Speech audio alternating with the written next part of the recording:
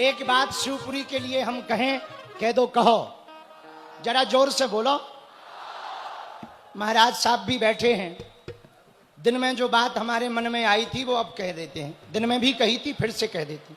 शिवपुरी का नाम शिवपुरी है, लेकिन यदि यहां 108 फीट की शंकर जी की विशाल मूर्ति हो जाए तो सच में शिवपुरी हो जाएगी। और बधाई में राजा साहब दक्षिणा लगती है, हमें दक्षिणा में यही दे दो कि यहां पर 108 फीट की शंकर जी की विशाल मूर्ति बनवा दो।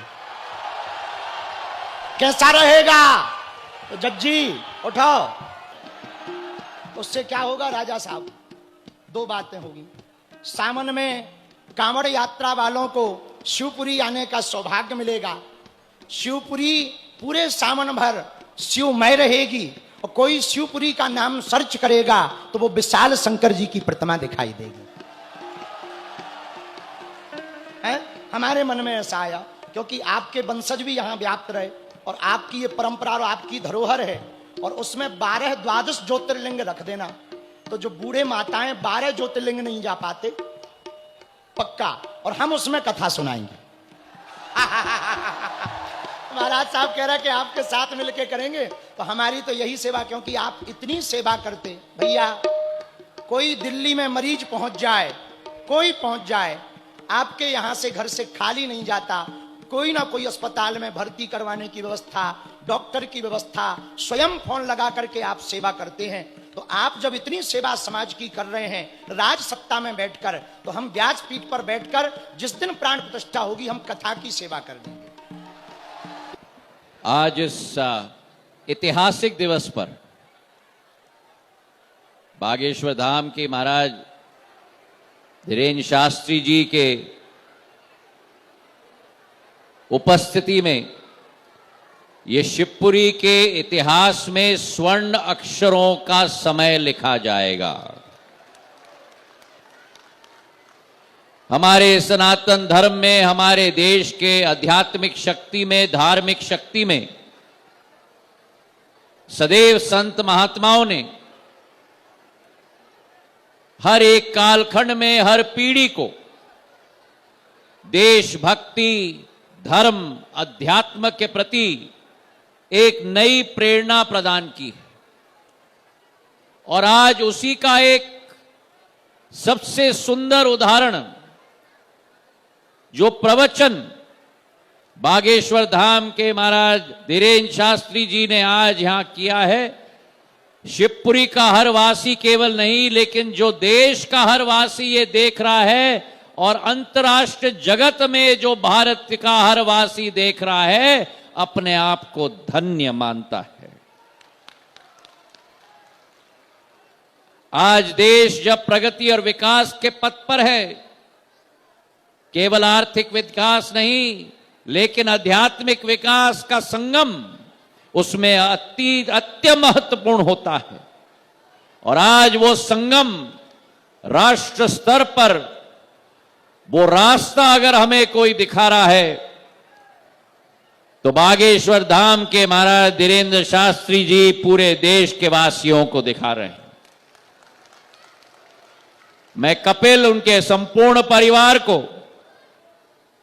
ग्वालियर चंबल संभाग के परिवार के मुखिया के रूप में तहे दिल से धन्यवाद भी अर्पित करना चाहता हूं। तालियों की गड़गड़ाहट से कपिल को भी हम लोग धन्यवाद अर्पित करें। और जो आज आदेश, निवेदन नहीं लेकिन आदेश महाराज धीरेन्द्र शास्त्री जी ने हमें दिया है, उस आदेश का 100% पालन होगा।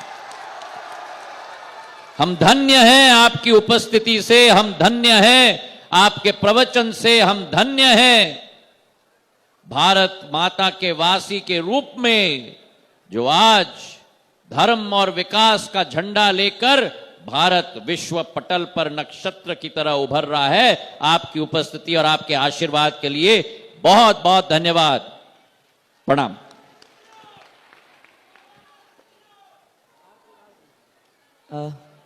सीताराम। अब हम सभी आज की इस चतुर्थ दिवस की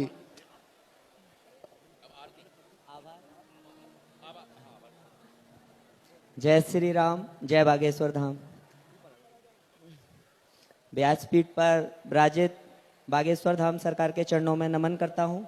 सभी संतों के चरणों में नमन करता हूँ। उपस्थित श्रीमंत महाराज साहब के चरणों में निवेदन करता हूँ। यहाँ पर उपस्थित सभी श्रद्धालुओं को भी नमन करता हूँ। आपको एक बात बताना चाहता हूँ। पिछले 15 से 20 दिन में मैंने सुना है, आप बोल रहे हैं कि बागेश्वर सरकार शिवपुरी के लाने के लिए कपिल भैया बहुत बहुत धन्यवाद, पर इस बात का जो श्रेय है वो श्रीमंत महाराज साहब के लिए जाता है। मैं एक साधारण सा व्यवसायी हूँ। चूंकि मेरे संरक्षक और इस आयोजन के प्रेरणा स्रोत श्रीमंत महाराज साहब हैं, मैं यहाँ पे उपस्थित सभी श्रद्धालुओं से निवेदन करूंगा, महाराज साहब दिल्ली में बैठ के शिवपुरी व ग्वालियर चंबल संभाग के लिए जो प्रकाश दे रहे हैं, उस प्रकाश के साथ मोबाइल की लाइट जला के महाराज साहब का इस आयोजन के लिए धन्यवाद करें। सभी से निवेदन है मेरा, सभी लोग, सभी श्रद्धालु महाराज साहब के लिए प्रकाश जलाकर, जिस प्रकाश का काम महाराज साहब हमारे लिए करते हैं, आप सभी से निवेदन है, आप सभी लोग प्रकाश जला के महाराज साहब का स्वागत करें। मैं महाराज साहब की व्यस्तता जानता हूँ, चूंकि कथा के क्रम में मैं कई बार दिल्ली गया हूँ। मैंने देखा है महाराज साहब के कितना लोड है, उसके बाद भी समय समय पर वो शिवपुरी आते हैं, हम लोगों को आशीर्वाद देते हैं, हम लोगों का साथ देते हैं।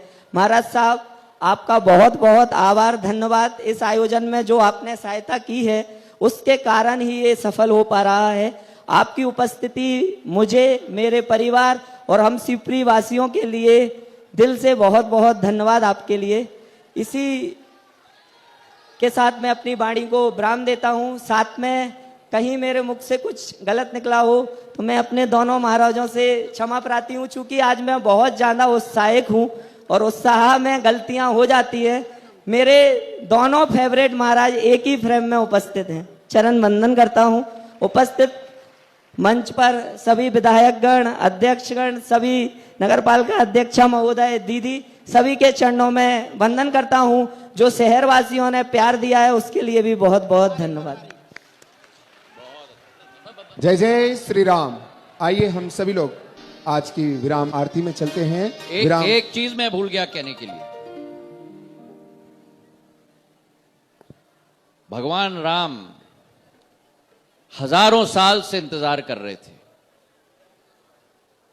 और 25 नवंबर को जब ध्वजारोहण हुआ है और कलश की स्थापना हुई है और राम लल्ला दोबारा अयोध्या में विराज हो चुके हैं, और ये उस बात का प्रमाण है कि हजारों सालों से जिन आक्रांताओं ने हमारी देश की इतिहास, संस्कृति, धर्म को नष्ट करने की कोशिश की, आज दोबारा भगवान राम अयोध्या में विराजमान होकर राम राज्य की स्थापना आज हो चुकी।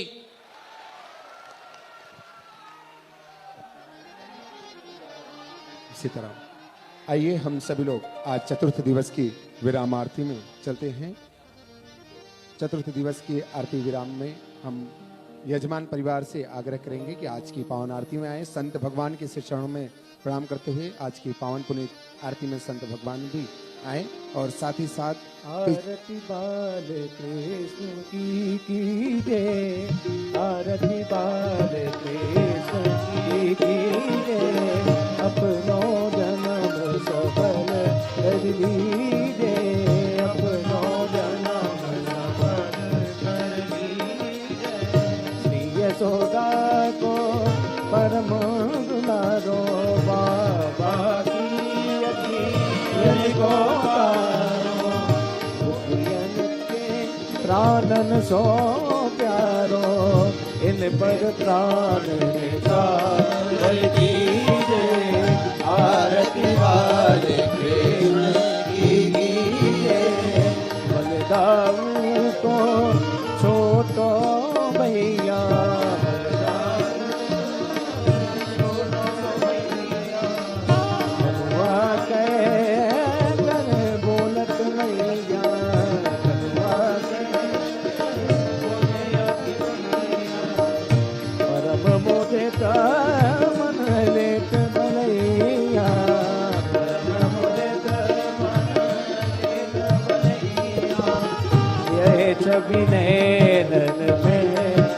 लीजे आरती बाल कृष्ण की कीजे श्री राधा वन सुगन कन्हैया श्री राधा देखत ही मन देत चोरैया देखत ही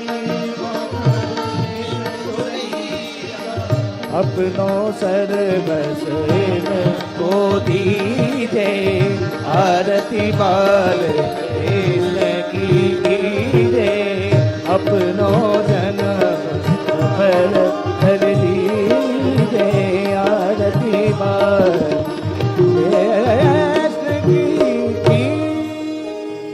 ओम यानि कानि च पापानि जन्मान्तरकृतानि च तानि सर्वाणि निश्चन्तो प्रदक्षिणायां पदे पदे जलेन शीतलीकरणं शीतले त्वं जगन्माता शीतले त्वं जगत्पिता शीतले त्वं जगद्धात्री शीतलाय नमो नमः देवाधिवन्दनम् आत्माधिवन्दनं पुष्पाधिवन्दनं हरिः ओम मा जग्नेन जगमय जन्ते देवस्तानि धर्माणि प्रथमान्या सन्नातेः नाकं महिमाना सचन्त्रजत पूर्वे साध्या सन्ति देवा हरिः ओम एकदन्ताय विद्महे वक्रतुण्डाय धीमहि तन्नो दन्ति प्रचोदयात् तत्पुरुषाय विद्महे महादेवाय धीमहि तन्नो रुद्रः प्रचोदयात् नन्दनन्दनाय विद्महे जसोदानन्दनाय धीमहि तन्नो श्रीकृष्णः प्रचोदयात् नाना सुगंध पुष्पाणि यथा कालोद्भवानि च पुष्पाञ्जलिर्मया दत्तो ग्रहणा परमेश्वरा श्री सीतारामाभ्यां नमः श्री राधाकृष्णाभ्यां नमः ओम हम हनुमते नमः मंत्र पुष्पाञ्जलिं समर्पयामि बागेश्वर धाम।